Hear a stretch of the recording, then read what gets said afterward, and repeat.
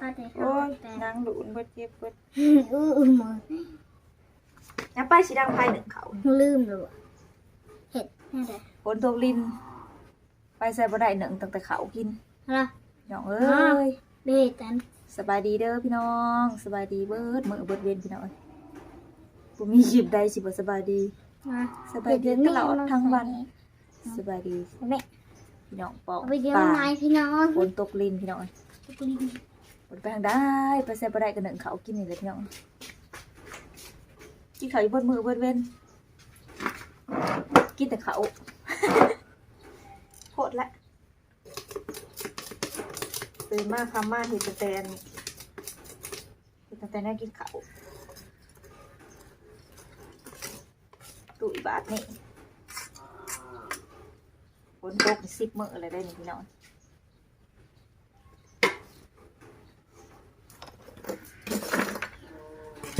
ตั้งท่าทำใจดิบุบคือยังไง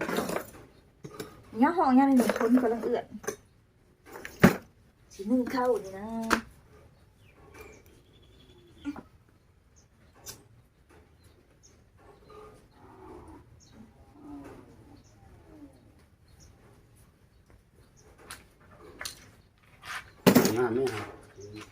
ต้องดูพี่ฉันเอาแต่หยามาจีบเล็ดมือ อ้าวมันเหลืองม้วนดิ ม่วนกินแต่อันนั้นสิกินหยาอะไรสักเล็ดมือ ดัง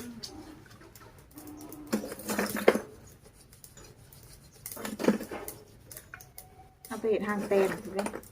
เคยเห็ดบอก บ่เคย แต่ยังน้อยเนี่ยเคยเห็ด เห็ดมัน ลืมไปแล้วจักซานอะไรซาน ไหน เซ นี่ มือซานเซมือจักเห็ดอะไร แบบเป็นมันก็ม้วนๆกันใส่มือนะ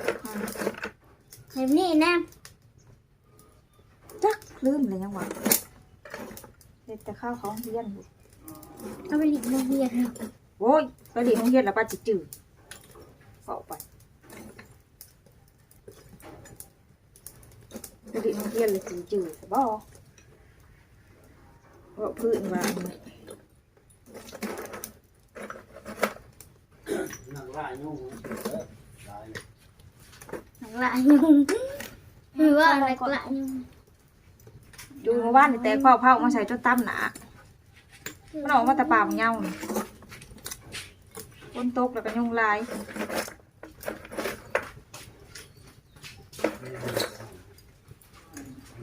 ว้า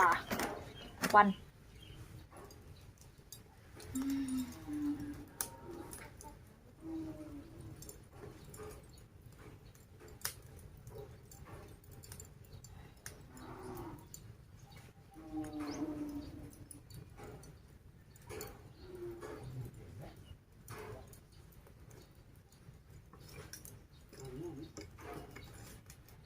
ไม่ใหญ่แห้งนอนนั่นนอนค้างไฟบนมือดังไฟเสร็จเตาแล้วก็นอนค้างเซยบ้านเราเพิ่นหนาวเนาะสีหนาวแล้วผู้เฒ่าเนาะพี่น้องดังไฟปานเป็นอยู่กรรมปานเป็นอยู่ไฟ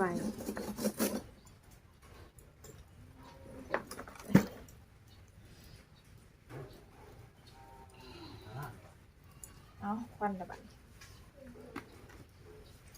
ใส่กันดำก่อนแม่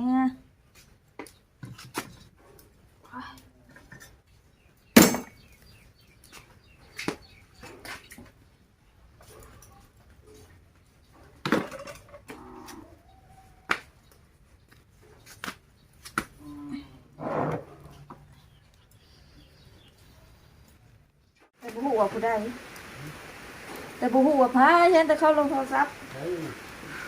จังแล้วบ่ได้เบิ่งเนาะเลือดเต็มเพลนเต็มเพียง ยิ่งเหรอ ยิง เจ้าคือเวียงเหรอเวียงใช่ ตายหลายเด้อเลย ที่มาเอาลงเวียงใช่เนี่ยเนี่ยโค้งจะหาบ่นี่ มันปัญหานี่แต่ไม่แต่ไข่ก็กำลังนี่แต่ไข่ก็กำลังออกนี่กำลังออกเลย เห็นไหมไม่อาบน้ำนะ Nó hả đấy. Nó chỉ được.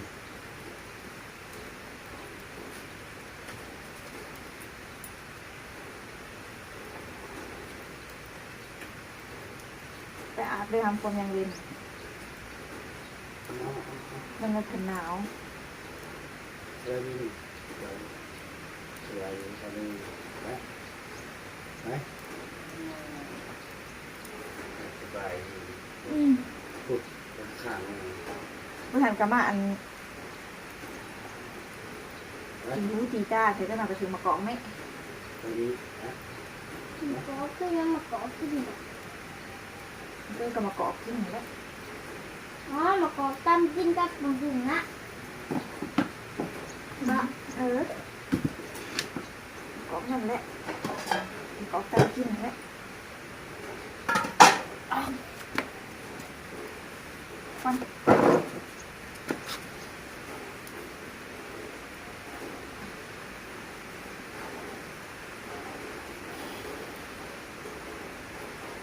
nếu thì nếu một cái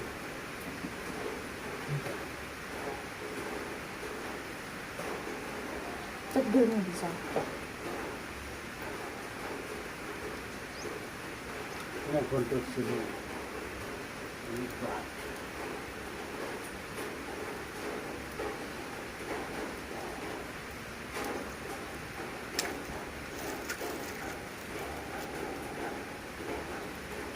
nào nào đấy ลมพัดปึ่งปึ่งปึ่งปึ่งปึ่งปึ่ง สร้างลมพัดปืนเลาะเพลงดิฉัน ลมพัดปึ่ง เอาเขาไว้ก็สิมาหั่นหมูพี่น้องลูกชายว่าอยากกินทอดหมูอยากกินทอดหมูว่าสั่นให้สิมาทอดหมูให้เพิ่นกิน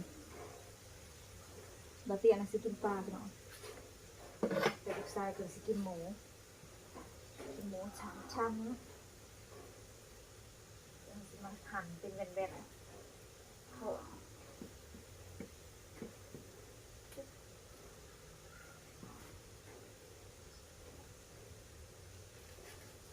ว้าวตอนหมูเนี่ยตอนหมูน้องพรเนื้อ3 ชั้นกินแต่ข้าวบดซื่อประเภทมันติดมันนาวน้ำบดแสบพี่น้องมันเป็นเนื้อแข็งมันสิเป็นสีแข็งเอาต้องซื้อ3 ชั้นมันเพราะว่าลูกไส้มา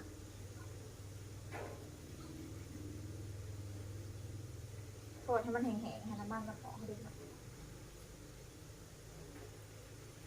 ซื้อเนื้อค้าเนื้ออันนั้นมากของพ่อนบอกกินบอกมันบดเสียเกินมาพี่น้อง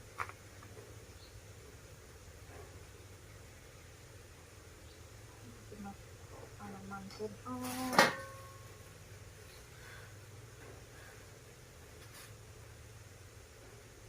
ใส่เน็ตเลยเอาสิมาหั่นไว้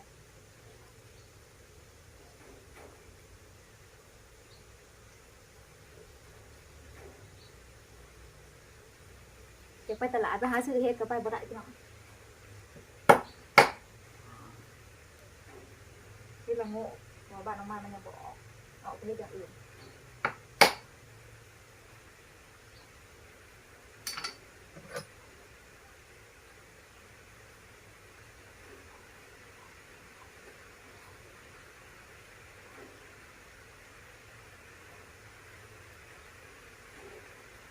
แป้งเบิดปกติสิทอดใส่แป้งเนาะ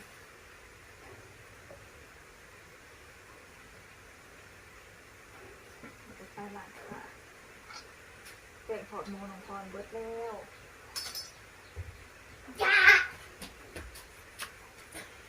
พอไปเลย ไป เพื่อนมาได้ไหน คนก็ว่าเลือดเต้นบอกนะมันก็เงียบเลย เพื่อนเงียบบ่ คนบ่รู้ว่าสิว่าเอาหยัง เพื่อนว่า รู้สิว่าเอาหยัง เพื่อนเงียบเลย เงียบเลยบ่รู้สิว่าเอาหยังสั่นหัดเดินหัดหยากไปเลยคือสิว่าเอาหยังได้ได้เลยอ่ะ หรือมาเก็บผักหอมบ่ ลูกบอกว่า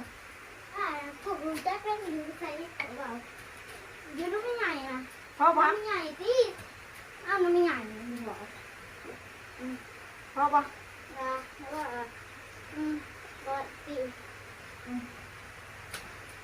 ไม่ก็ตากันเลยก็อะไรเด็กเขากินเองบอก นี่พ่อเนาะทอดราชิกิโบเบิ้ลเนาะมื้อหน้าก็ทอดใหม่ทอดปลาไหวมันบ่แซ่บต้องทอดแล้วก็กิน ทอดเร็ว ทอดแล้วก็กินห่อนๆพี่น้องมันจังสิแซ่บ ๆนั่นละ หมูสับจานเขาก็สิมาเอื้อไว้เขาสุกมันจังสิทอดเฮ้อ พิซซ่ามันน่าหายเหมือนพิซซ่ามันหยาดตัวก่อออกไป มากินกรอบอ่ะ พิซซ่า กินกรอบ อันมึงไม่ได้กินตัวก่อนตัวก่อนแบบกินตัวอ่อน ตอนนี้เขาสุกเรียบร้อยจุดไอเชิญชวนมาสวายกันพี่น้องมาสวยข้าวกันสวยข้าวเหนียวสวยข้าวเหนียวจุด กินเลยอย่าถอดมือเลย มวยน้องไม้นะฮะพี่น้องน้อยๆมันก็เอาสิน้องไม้สวยเขาบริใส่น้ำได้พี่น้องน้องพี่ติ๊กสีเลยเป่าน้ำเจ้าบางเพลงทำไมใหญ่มาบอก นี่ ทุกคนแบบมูนี่สิกิน อยากกินนะ ย่านเหนียวเองกูกินให้แม่นบ่ถามมาแม่นบ่ นัวมึงบอก จะหน่อยแม่ทอดให้นะไปหนังขากินแล้ว ได้เห็นที่ว่าไหน ซอยเขา ว่า แล้ว ใส่ จะกินอยู่ดอกประมาณนี้ กินอย่ากิน เรียบร้อย ก็ไหนเดือนเลย เฮ็ดได้